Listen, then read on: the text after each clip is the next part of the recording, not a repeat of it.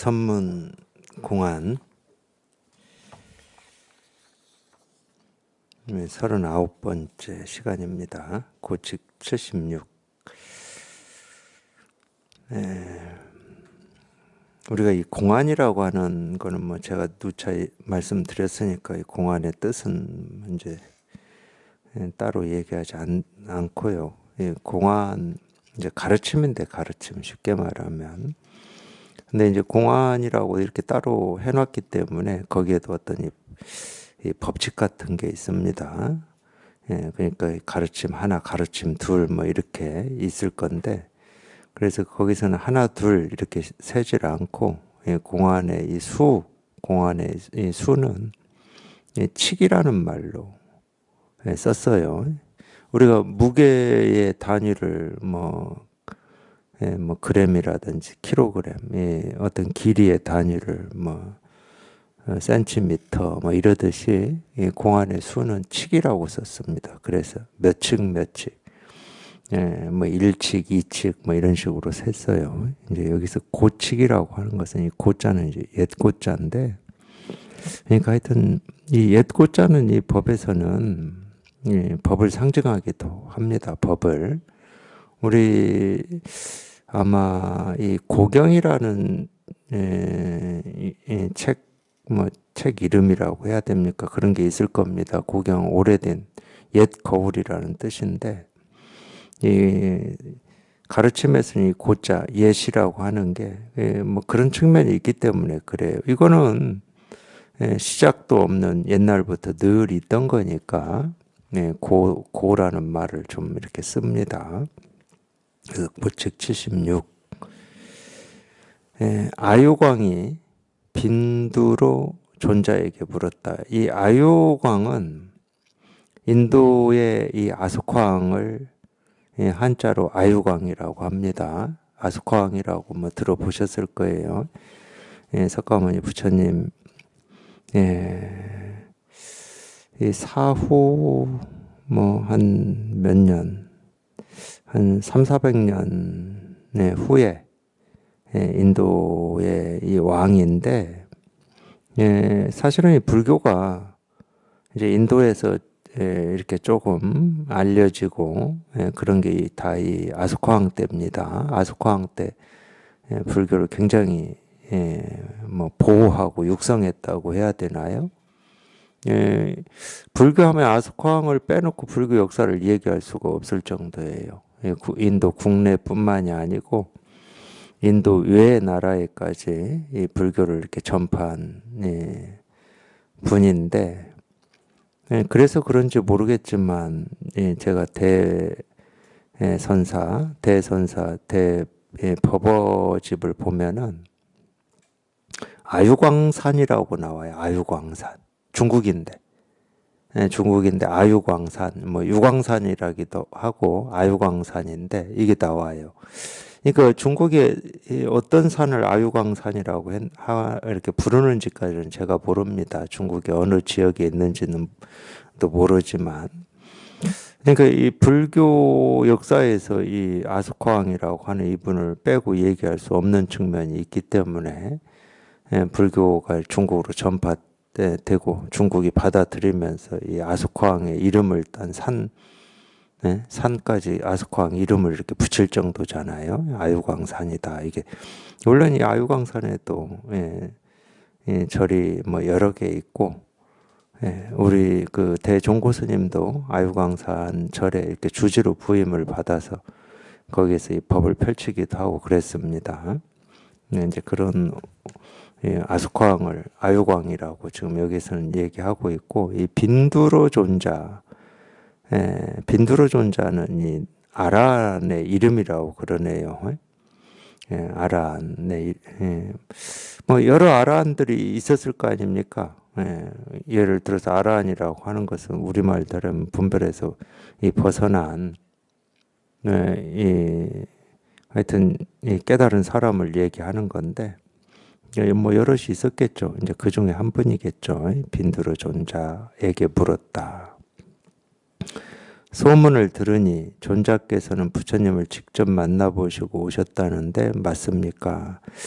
그러니까 이제 이런 말도 뭐 어떻게 듣고 계시는지는 모르겠지만, 예, 존자께서는 부처님을 직접 만났다.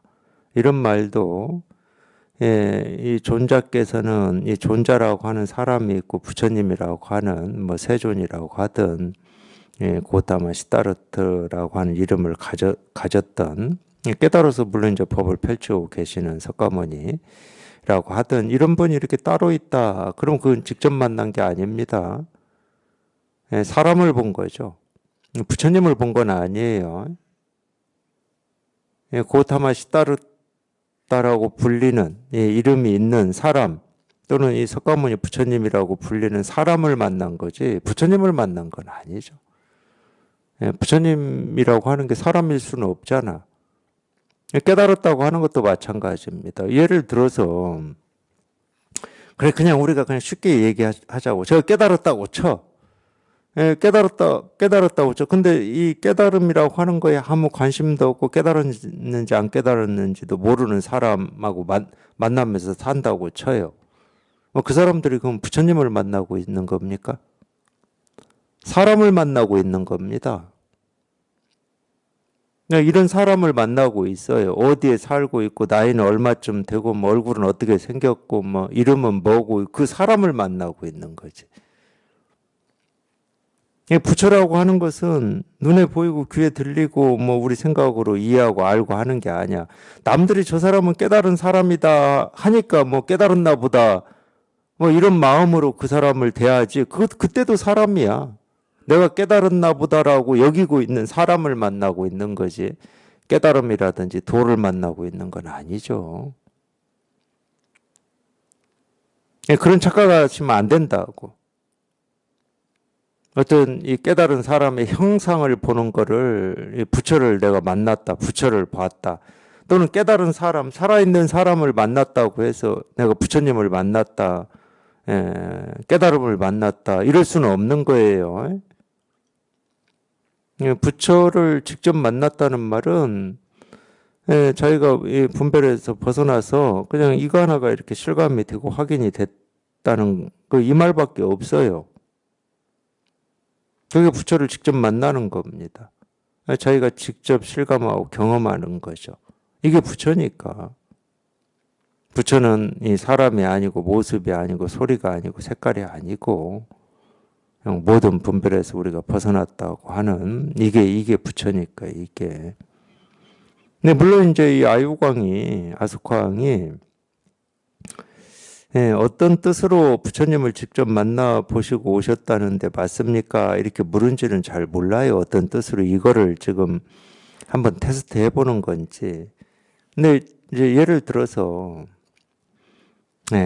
뭐좀 수준이 낮은 얘기인지는 모르겠지만, 이 아소카 왕이라고 하는 이분이 그래도 이제 불교에 하여튼 이 석가모니 부처님의 가르침이 좋아가지고 자기가 왕이 되었을 때 인도의 이 석가모니 부처님의 가르침이라고 하는 이 불교를 국교로 삼고 불교를 육성하고 보호해야 되겠다 해서 자기가 다스리는 영토 곳곳에 이 탑을 세우고 이 불법을 전하고 부처님의 말씀을 뭐라고 해야죠? 뭐 이렇게 기록을 하기도 하고 이랬습니다. 근데 그만큼 어떤 부처님의 가르침에 뭐 이렇게 좀 눈이 있는 거죠, 눈이. 근데 어떤 이 스님이라든지 존자라든지 뭐 깨달은 사람이라고 하는 사람을 이렇게 만나서 이 왕이 존자께서는 부처님을 직접 만나 보시고 오셨다는데 맞습니까? 이렇게 물었는데 만약에 아니 석가모니 부처님은 돌아가신 지가 300년이나 됐습니다. 이렇게 답한다고 쳐보세요. 얼마나 부끄럽겠습니까? 아소카왕이 지금 그걸 물은 게 아니다 그럴 때는 얼마나 부끄럽겠냐고. 부처를 지금은 2500년 전, 그 당시에는 300년 전에 고타마 시다르타라고 하는 이분이 깨달아서 세존이라고 불리는 그분을 물은 게 아니고 우리 모두가 가지고 있는 이 마음 이 위에 없는 바르고 평등한 깨달음이라고 하는 이 부처.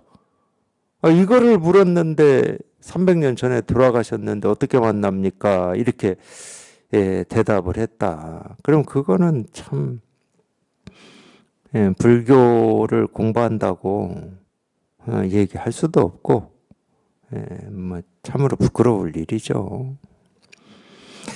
근데 이 존자는 어떻게 얘기를 하냐? 이 존자는 손으로 눈썹을 이렇게 쓰다듬고는 잠시 묵묵히 있다가 말했다. 알겠습니까? 이 정도는 돼야죠. 그래도 이렇게 물었을 때 이 정도는 돼야 되잖아요. 부처님을 직접 만나보시고 오셨다는데 맞습니까? 이 정도는 돼야 서로가 부끄럽지가 않잖아요. 이렇게 묻는 사람도 그렇고 이 정도 답은 나와야 묻는 사람도 안 부끄럽죠. 눈썹을 이렇게 쓰다듬었대요. 이렇게 눈썹을 쓰다듬고 아무 말도 안 하고 가만히 있다가 눈썹만 쓰다듬은 거지. 그래서 물은 아스코항을 살폈겠죠. 당연히 그렇습니다. 근데 알아듣나 못 알아듣나 이렇게 확신이 없으니까 알겠습니까 하고 한 번 더 확인을 해봤겠죠. 무슨 대응이 없으니까 아스코항이 이렇게 눈썹을 쓰다듬었을 때 무슨 대응이 없으니까 알겠습니까? 그러니까 왕이 말했다. 모르겠습니다. 존자가 말했다. 부처님을 직접 만나 보셨습니다. 그게 참 좋은 가르침이에요. 모르겠습니다. 이렇게 답을 했는데 부처님을 직접 당신이 지금 직접 만났다. 지금 이 말이잖아. 모르겠습니다 하는 그게 살아있는 부처님이다. 뭐 이 말하고 똑같은 말이에요. 당연히 그렇죠. 알겠습니다 하는 게 이거고 모르겠습니다 하는 것도 이거거든. 모르겠습니다 하는 게 뜰 앞에 잣나무고 그냥 이거예요 이거. 그러니까 모른다 안다라고 하는 또 뜻을 쫓아가 버리면 그냥 곧장 어긋나죠. 근데 모르겠습니다 하는 게 이거야. 잣나무입니다 하는 게 이거고 똥막대기입니다 하는 게 이거잖아. 그러니까 부처님을 지금 직접 만나보셨습니다.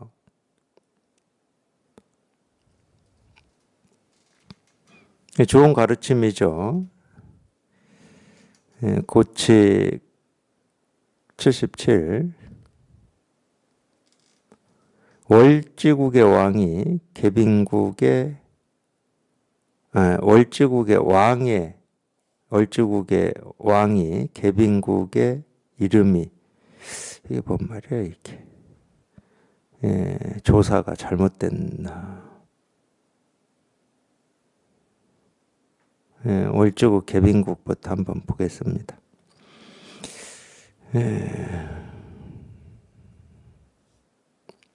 월지국이라고 하는 나라는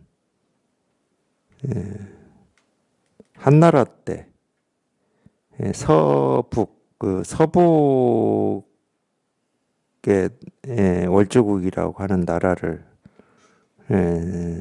세웠다고 그러네요. 어떤 종족이.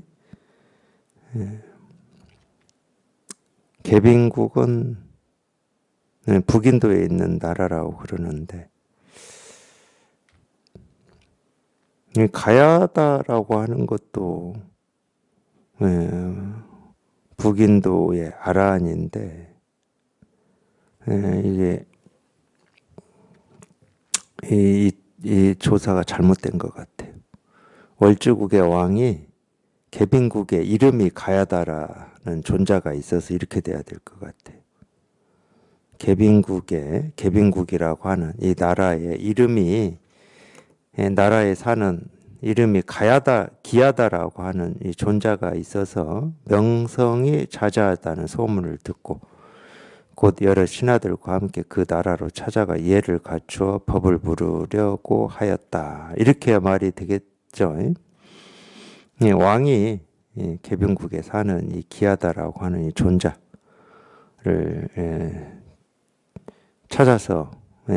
찾아와서 예를 갖추어 법을 물으려고 하였다. 왕이 그 나라에 도달하여 예물을 드린 뒤 존자에게 법을 설해 주기를 청하니 존자가 말했다. 대왕께서는 오실 때 좋은 길이었습니다. 이제 가실 때 역시 오실 때와 같습니다. 이 선에서 만든 이 공안이고 이 선에서 인정한 이 가르침들이기 때문에 긴 말 짧은 말 안 해요. 이렇게 직접적으로 해버리지. 직접적으로 곧장. 근데 이제 좀 그런 면은 있죠. 우리가 지금까지 살아온 이 버릇이라고 하는 것은 이 한마디 말이 있다 그러면 이 말이 어떤 말인지를 이렇게 설명하고 이해를 시키고 설득하고 이런 데 우리가 익숙해져 있어요. 그냥 이 한마디 말이 그냥 곧장 그냥 딱 가슴에 새겨지는 게 아니고, 물론 이제 세간에서는 그런 말도 있긴 있습니다. 굳이 설명과 이해가 필요 없는 그냥 곧장 새겨지는 뭐 슬픔이라든지 뭐 그런 거 있잖아요. 그런 말은 설명이 필요 없어요. 이해가 필요 없어. 절망 막 이런 것도 그렇습니다. 그다음에 감동도 그런 면이 있죠. 감동에 무슨 말과 이해와 설명이 필요합니까? 그냥 딱 보는 순간 그냥 감동이 그냥 저절로 딱 오는 거지. 이 선이 좀 그런 가르침에서는 좀 이해시키고 설명하는 거는 이 감동까지는 아닙니다. 그거는 아 그렇구나. 뭐 몰라요. 아 그렇구나. 뭐 이것도 뭐 소소한 감동이고 감격일 수는 있는데 그냥 보자마자 곧장. 그러니까 좀 그게 다릅니다. 물론 이 세간에서는 만나면 만날수록 뭔가 더 좋고 더 뭐 이렇게 존경스럽고 더 사람이 달리 보이고 이런 게 좋아요. 이 세간에서는. 물론 보자마자 감동스럽고 감격스러운 그런 것도 좋아요. 세간에서는. 근데 이 공부는 그렇지가 않아요. 말 설명 이해가 필요 없습니다. 그냥 탁 던지기만 해. 딱 한마디 던져. 그래서 이게 안 다가온다. 그러면 안 다가오는 거예요. 안 다가오는 거를 다가오게 하기 위해서 어떤 설명이나 이해를 구할 필요는 없어. 다가온다 그러면 그냥 심장에 그냥 낙인을 찍듯이 그냥 딱 찍혀버리는 거예요. 그러니까 말이 필요 없는 거야. 다가와도 말이 필요 없고 안 다가와도 말이 필요 없어요. 사실 이런 가르침이 그런 거거든. 이겁니다. 안 다가와도 말이 필요한 게 아니야. 왜 안 다가옵니까? 그런 말이 필요하지 않아. 다가와도 마찬가지예요. 그냥 이거면 될 뿐이지. 이게 뭐니 이거니 저거니 할 필요가 없어요. 이게 사실은 선의 가르침이거든.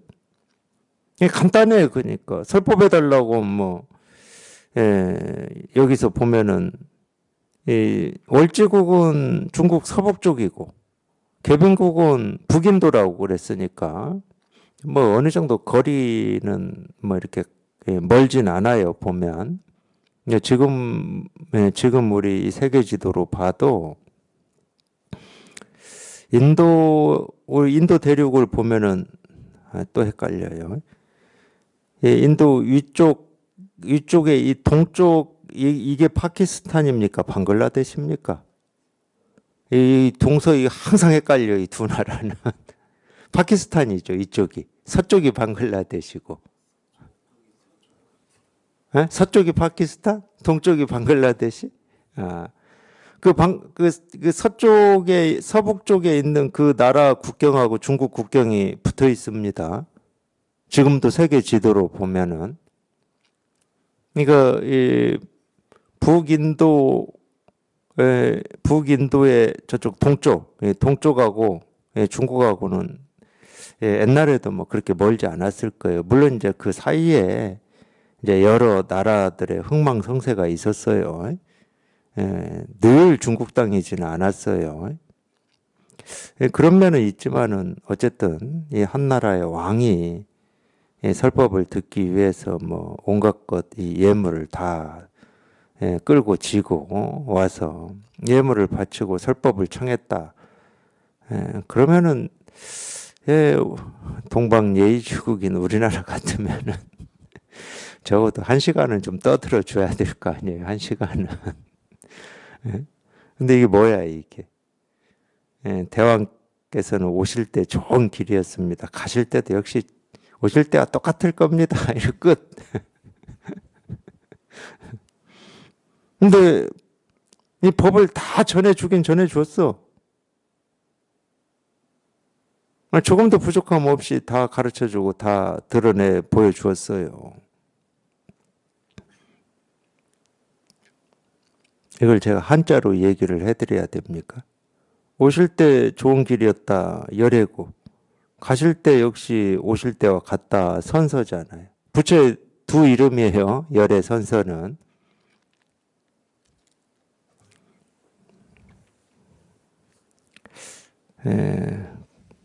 그런 한자로 안 하려면은 발 딛는 곳마다 도 아닌 게 없고 깨달음 아닌 게 없다. 뭐 한자로 안 하려면 그렇게 해야지. 한 발 한 발 내딛는 발자국마다 도 아닌 게 없고 부처 아닌 게 없고 깨달음 아닌 게 없다.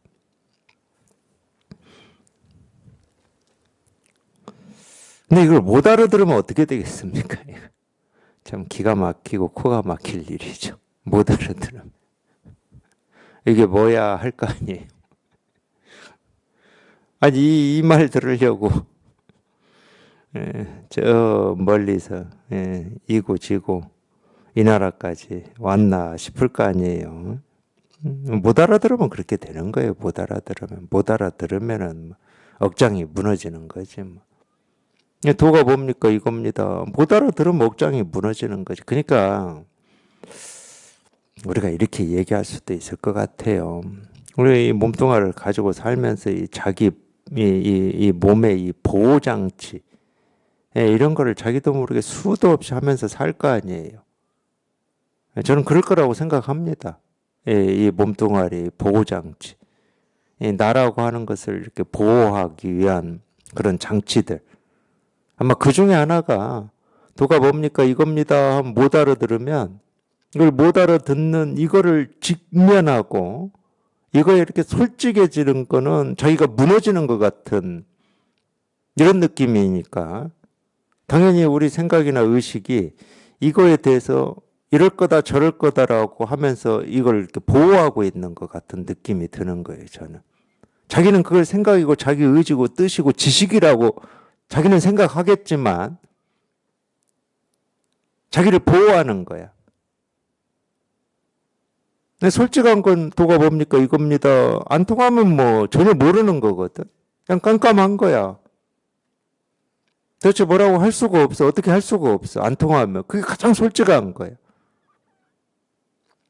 그리고 이미 수도 없이 들었어. 이건 생각으로 헤아려서 알 수 있는 게 아닙니다. 뭐 수도 없이 들었어.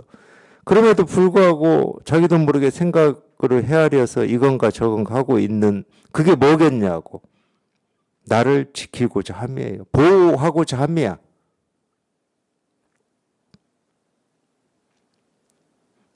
지금까지 살면서 우리는 그걸 뭐 지식이라고 하고 의지라고 하고 뜻이라고 하고 희망이라고 하고 뭐 기대라고 하고 선이라고 하고 뭐 악이라고 하고 온갖 것을 그렇게 하고 살아왔지만 결국은 그게 뭐냐? 나라고 착각하고 있는 이 몸뚱아리 하나 부양하는 거고 이 몸뚱아리 하나 보호하는 겁니다. 물론 이 몸뚱아리를 보호하고 유지하고 관리하는 게 나쁘다는 얘기가 아니야.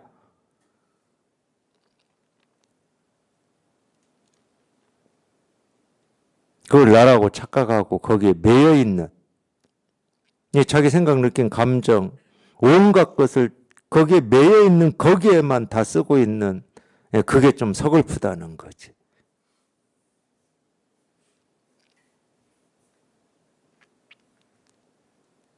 보호장치 같아요. 제가 볼 때는. 직면하는 게 싫은 거지. 이게 통하지 않는 이거 여기에 직면하는 게 싫은 거야.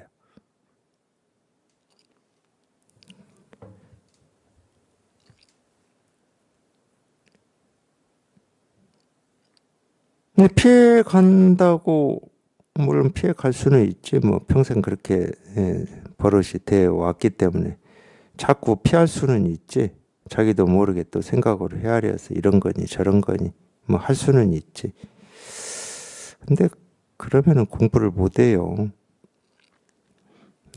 어쨌든 한 번은 직면을 하셔야 되거든. 물론 내가 직면을 해야 되겠다 해서 직면이 되는 게 아닙니다. 우리 의식은 그 세상의 어떤 것보다도 이 민감한 기계예요. 우리 의식은. 정말로 민감한 기계입니다. 나는 내 생각, 의지, 뜻으로는 이렇게 해야지 한다고 해서 되는 게 아니야.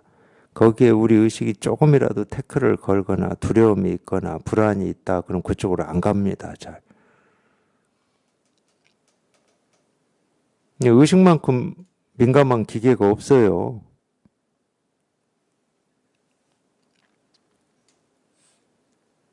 그래서 내가 직면해 봐야 되겠다. 그게 생각으로 한다고 되는 게 아니야. 의식으로 한다고 되는 게 아니에요. 그래서 우리가 이 공부를 마음 공부라고 하는 거거든.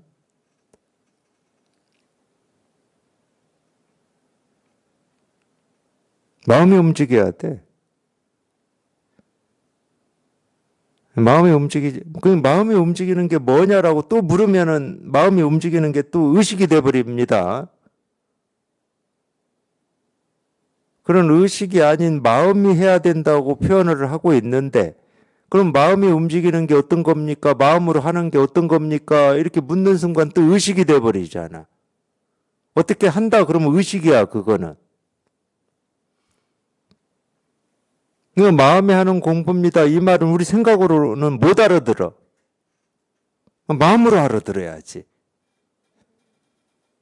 근데 내가 지금까지 모든 걸 생각으로 했기 때문에 생각으로 알아들을 수 없는 말조차도 생각으로 이해하고 알고 싶은 거예요.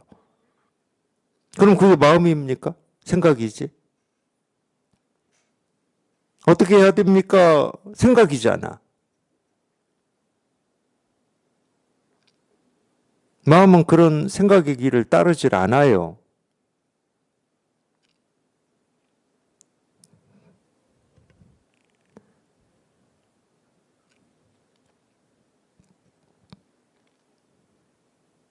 그 생각으로 자기가 직면해야 되겠다 해서 되는 건 아니에요.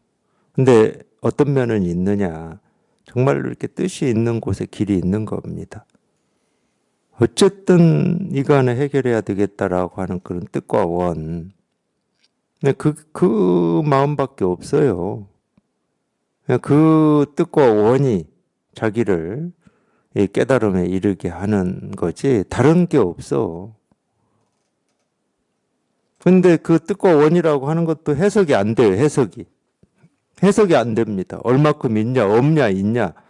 물론 이제 다른 사람 공부하는 어떤 이 모습이나 이런 거에 자꾸 비교를 해가지고 나는 뜻이 있니 없니 이러는데 자꾸 해석이 안 되는 걸 그렇게 하고 있으니까 힘이 빠지는 거야.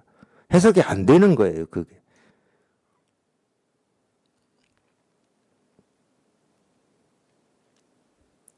이거 그 얘기는 다른 말로 또 똑같은 말이에요. 마음으로 하는 거다. 우리 생각이나 의식으로 하는 게 아니고 마음으로 하는 거다.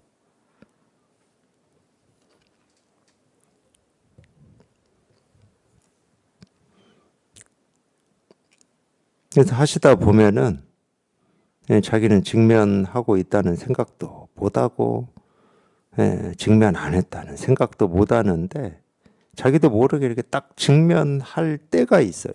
자기는 몰라 근데. 딱 직면된 때가 있어. 그게 이제 아까 첫 시간에 얘기했던 이렇게 해서도 안 되고 이렇게 하지 않아도 안 되고 이럴 수도 없고 저럴 수도 없고 내 힘으로 할 수도 없고 그렇다고 안 할 수도 없고 뭐 이럴 때가 와요. 이럴 때가. 어떻게 할 수가 없을 때.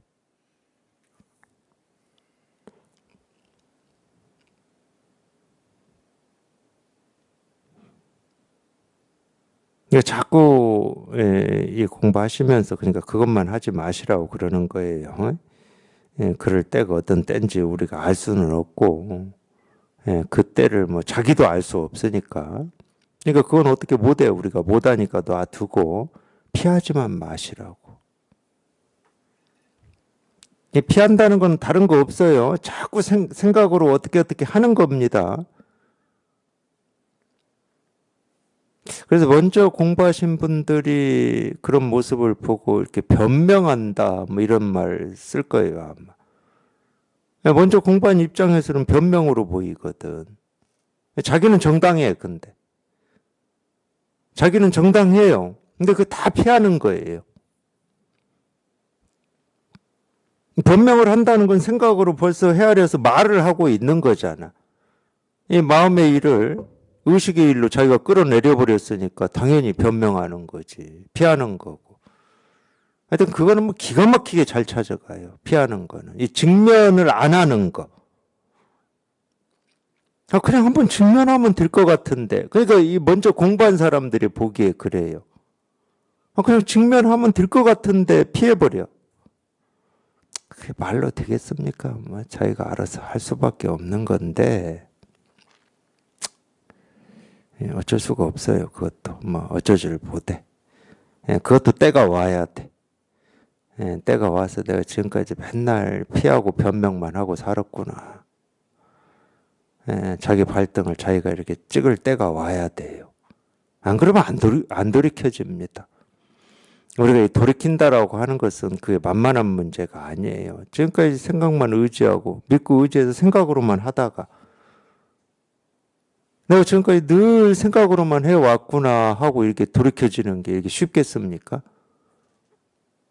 사실은 그렇게 돌이켜질 때 우리가 이제 마음이 움직인 거거든. 그 전에는 생각만 움직인 거야, 생각만. 이렇게 할까, 저렇게 할까.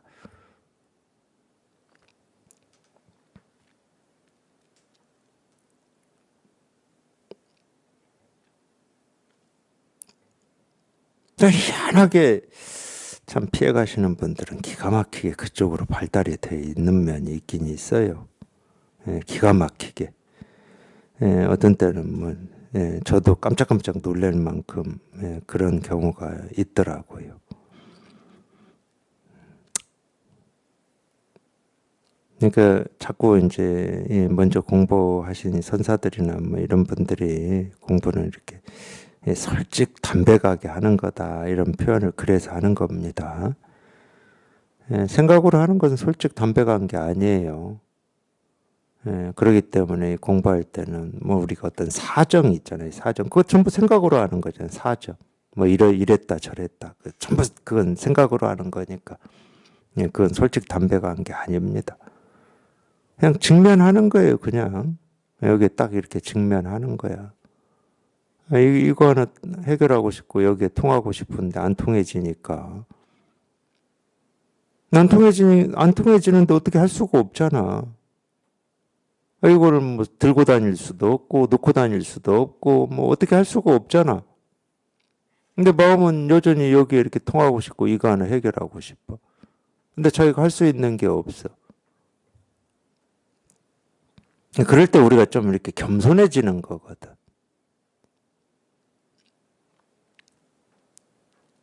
그거를 이제 이 절에서나 뭐 이런 데서는 하심이라고 그래. 하심. 하심이라고 하는 것은 그냥 예를 들어서 이겁니다. 여기 자기가 찾고 구하고 얻고자 하는 이 깨달음 더 실상이 이겁니다. 이랬는데 이게 안 통해져. 그럼 아무 할 말이 없는 거지. 그게 하심이지. 여기 안 통했다고 무슨 말이 나온다. 그건 변명이지.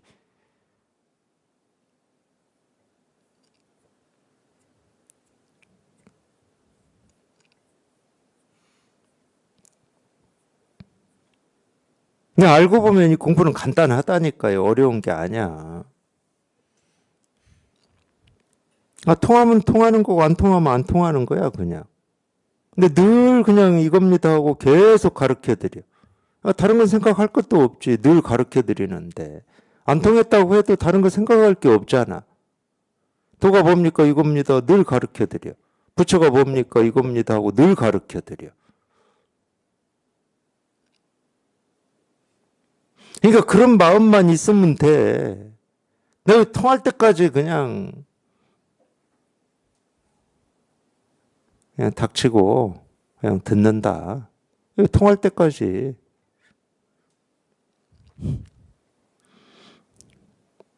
그 말 두 번 하고 통한 사람도 있잖아. 제 기억으로 2번 했어, 2번. 닥치고 듣겠습니다. 2번 하고 통하더라고. 아, 그러는 거예요, 이게. 그냥 닥치고 듣겠다, 그냥. 이 생각, 저 생각 뭐 할 필요도 없고, 안 통하면 안 통한 거지. 더 이상 뭔 생각이 필요해. 안 통했어도 아무 문제가 없잖아. 아, 통할 때까지 계속 뭐 가르쳐 드리는데, 뭐 이겁니다, 이겁니다 하고 가르쳐 드리는데, 무슨 걱정이 있고, 무슨 불안이 있고, 무슨 두려움이 있어. 계속 가르쳐 드릴 건데. 그러니까 계속 이렇게 가르친다라고 하는 그 믿음은 가지시라니까. 계속 가르칠 거예요, 이거라고. 안 통했다고 해도 아무런 실망 없이 계속 가르칠 거라니까. 그러니까 어떤 때는 저한테 미안하다고 그래. 안 통하는 건 자기가 안 통해놓고 왜 나한테 미안해.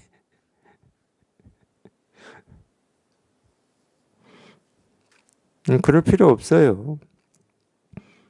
예, 통할 때까지 계속 가르칠 거니까. 대승불교에 그런 말이 있잖아요. 마지막 한 중생이 성불할 때까지. 뭐라고 그러죠? 열반에 안 든다잖아. 예? 뭐 열반에 들어가지고 뭐 어디 저 하늘나라로 가거나 서방 정토로 안 간다니까. 계속 가르칠 거라니까, 계속.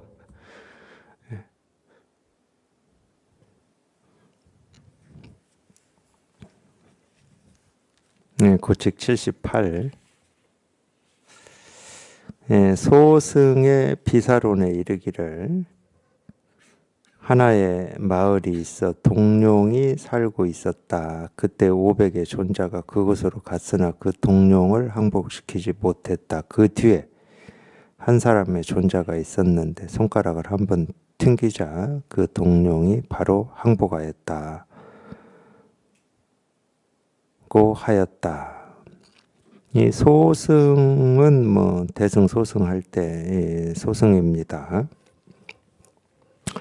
이 비사로는 이 아비달마, 이 대비 뭐 바사론 지금 이렇게 나왔는데,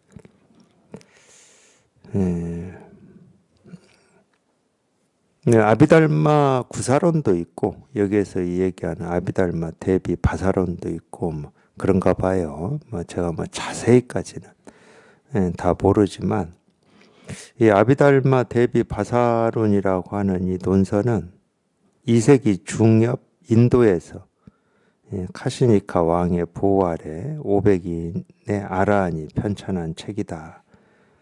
그러나 실제 성립은 3세기 경에 편찬된 것으로 보이며 200권이랍니다. 200권.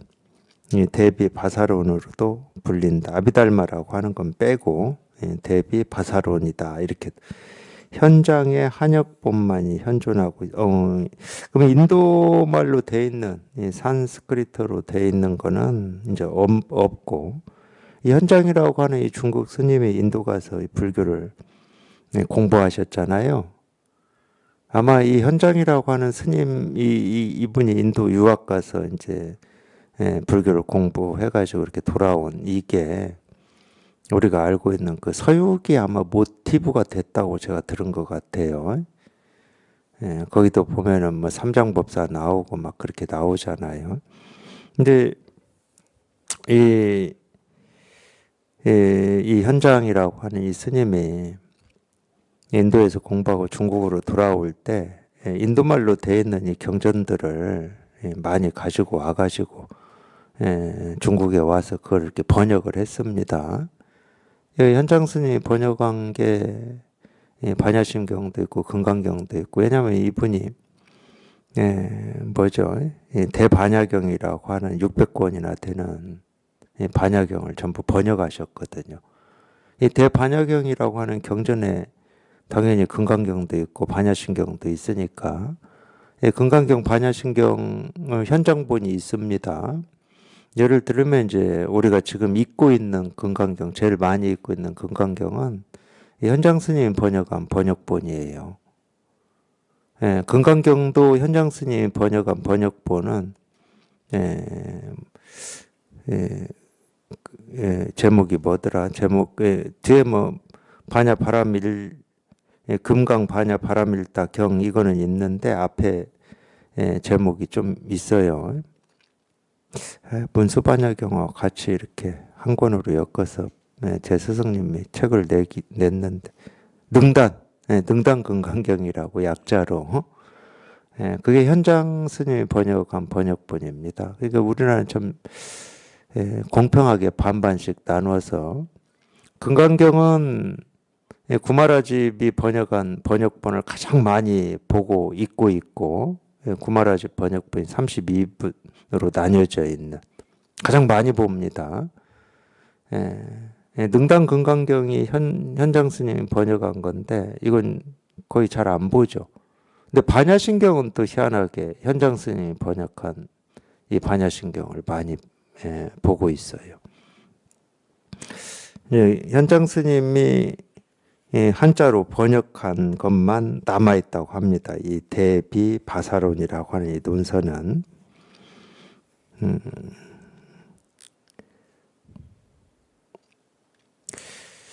이 아비라고 하는 말은 뭐뭐에 대하여입니다. 영어로는 about고 우리말로는 대하여예요. 뭐 담마는 뭐 다 아시죠? 우리가 담마라고 하는 것은 이제 진리라는 뜻입니다. 인도 말이겠죠. 뭐 제가 뭐 산스크리트인지 빨리어인지 뭐 그거 잘 몰라요. 저는 그것까지. 근데 이 담마를 달마로 이렇게 또 읽더라고요. 왜 그렇게 읽는지는 저는 잘 모르겠지만 어쨌든 아마 한자로 담마를 달마로 뭐 음차했는지도 모르죠. 그래서 뭐 아비달마라고도 하고 그러는데 담마입니다. 담마. 아마 영어로 보셨을 거예요. 이 DAMMA 뭐 이렇게 아마 보셨을 건데. 그러니까 이 진리에 대하여 논서니까 논서는 전부 이 진리 가지고 얘기를 해놓은 거죠. 근데 이 진리는 어떤 대상이 될 수 없기 때문에 진리에 대하라는 말이 성립이 안 되는데 성립이 안 되면 말을 할 수가 없죠. 글을 쓸 수가 없어요. 그러니까 이제 이 진리에 대해서 이 말할 수 없는 거를 말로 써놓은 겁니다. 물론 이제 우리가 그런 걸 논서라고 그래요. 경전 말고. 그러니까 이 경전도 전부 이 진리를 전부 설해 놓은 거죠. 경전도 말할 수 없는 걸 말을 해 놓은 겁니다. 근데 논서라고 하는 것은 뭐 어떻게 해서 이제 처음부터 생겨났는지는 모르겠지만 제가 이 경전의 이 가르침 석가모니 부처님의 이 말로 된 이 문자의 가르침이 잘 알아듣지를 못하니까 그거에 대해서 뭐 이렇게 설명해 놓고 뭐 이렇게 출발을 했는지 어쨌는지 잘 모르겠어요. 근데 그런 걸 논서라고 그래요. 그래서 우리가 삼장 그럴 때 삼장 법사라고 그러잖아요. 삼장 그럴 때는 이 경전, 이 경과, 그다음에 이제 율장이라고 그래요. 율장. 율장도 예를 들어서 뭐 우리가 뭐 살생하지 마라, 거짓말하지 마라 이렇게만 돼 있는 게 아니라 율에 대한 경전도 있어요. 그러니까 율장이라고 그래요. 그리고 이제 세 번째가 이 논인데 논장이라고 그럽니다. 그래서 경율론 해가지고 삼장이라고 불교에서 그러는데 이 소승불교의 특징은 뭐냐? 이 경율론 이 삼장을 다 외워야 됩니다. 국가에서 시험을 봐요. 그래서 그걸 다 외우면 삼장법사라고 하는 칭호를 부여하는 겁니다. 그게 삼장법사예요. 소승불교는 아무래도 부처님의 이 가르침, 부처님이 직접 이 설하신 이 가르침을 숙지해야 돼, 숙지. 그걸 전부 외워야 돼. 문자로 전하지 못했을 때 우리가 전부 이렇게 말로, 은율로 전했잖아요. 그게 이제 독송이죠, 독송. 그런 전통이 남아있는 것 같아요. 특히 이제 이 소승불교라고 그러면은 이 남방불교라고 우리가 얘기하듯이 뭐 태국, 미얀마, 캄보디아 뭐 이런 나라들인데 물론 그런 분들은 이 불교의 전통을 지금도 우리가 이렇게 지키고 있다라고 하는 뭐 자부심 같은 게 있을지는 모르죠. 예. 근데 아까도 제가 첫 시간에 이 얘기를 했듯이 이 가르침이라고 하는 거는 전부 약입니다. 이 가르침에 우리가 매여서 예, 그거를 뭐 숙지를 하고 외우고 그런 가르침에 따라서 뭐 살으라고 가르침을 남겨놓은 게 아니에요. 모든 이 가르침의 말로부터 자유로워지라고 가르침을 남겨놓은 거거든요. 그게 쉽지가 않아요. 거기까지 가보지를 못하니까 겨우 이 가르친 말 가지고 옳으니 그러니 하면서 따지고 시비하고 이러는 거지. 그게 쉽지가 않아.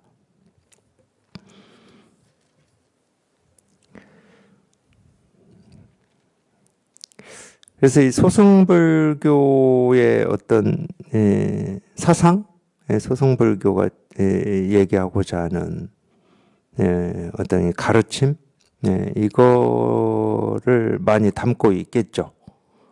비사론이라고 하는 여기에. 근데 이 논서에 한 마을이 있는데 동룡이 살고 있었다. 그때 500의 존자가 그곳으로 갔으나 그 동룡을 항복시키지 못했다. 그 뒤에 한 사람의 존자가 있었는데 손가락을 한번 튕기자 그 동룡이 바로 항복하였다. 그러니까 이런 게 인도에서 만들어진 가능성이 많긴 많아요. 인도는 큰 뱀들이 좀 살고 있잖아요. 코브라도 있고 이제 그런 뱀들이 살고 있는데 어쨌든 이제 우리가 어떤 이 소설이라든지 글이라든지 문화라고 하는 것은 전부 그 어떤 자연 환경이나 뭐 이런 걸로부터 영향을 받잖아요. 그 중국에서도 이러기 때문에 이제 용에 관한 이 동룡에 관한 어떤 이 설화 전설 같은 게 불교에 꽤 많이 있습니다. 근데 뭐 비유를 그렇게 이제 독을 가진 용, 뭐 코브라, 뭐 이런 걸로, 뭐 전갈, 진해, 뭐 맹수, 뭐 이런 걸로 비유를 하고는 있지만은, 이게 밖에 있는 어떤 뭐 독사라든지 뭐 밖에 있는 어떤 위험한 것은 두 번째고, 그건 두 번째잖아요.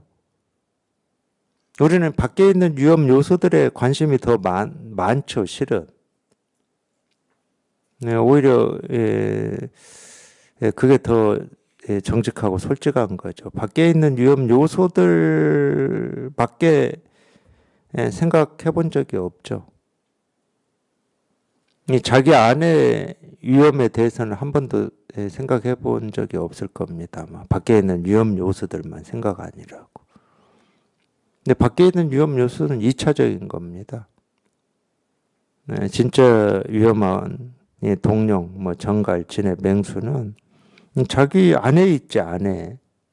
그걸 이제 우리가 이 분별망상이라고 그러는 건데 자기를 가장 괴롭히는 건 자기 안에 있습니다. 미움, 원망, 화, 뭐 불안, 두려움. 그러니까 우리가 그런 말이 맞긴 맞아.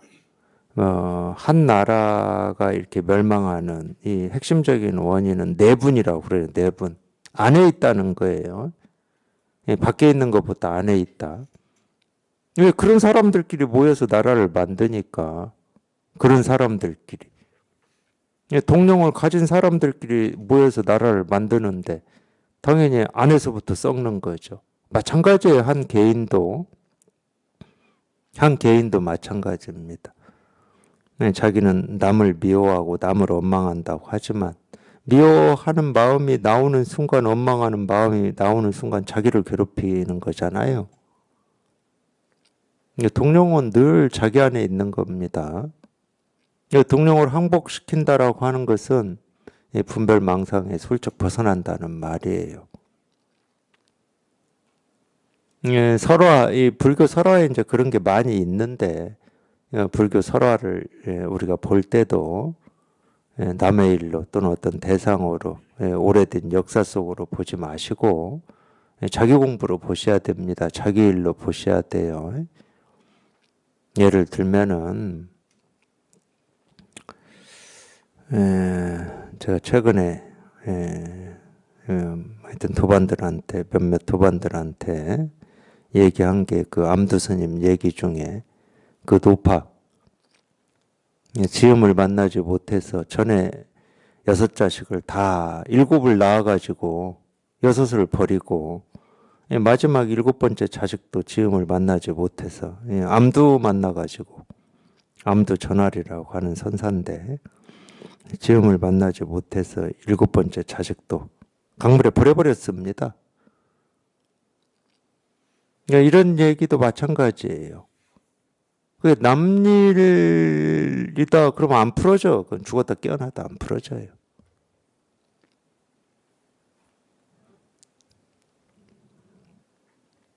자기 일로 못 봐요. 잘. 그 7자식을 버린 그 노파를 자기 일로 못 봐. 그러니까 자꾸 이 노파라고 하는 어떤 대상으로 보고 이 대상 가지고 이런 건가 저런 건가 하고 있거든. 그리고 풀어지겠습니까? 그런 게. 자기 공부가 아니야, 그게. 노파에 그게 자기 공부로 딱 경험이 돼야 되는데. 자기 일이거든. 그 노파에 그게 자기 일이 아닌 이상은 절대 못 푼다니까, 그 공화는. 그 가르침을 풀 수가 없어요. 자기가 공부하면서 직접 그렇게 경험을 하셔야 돼.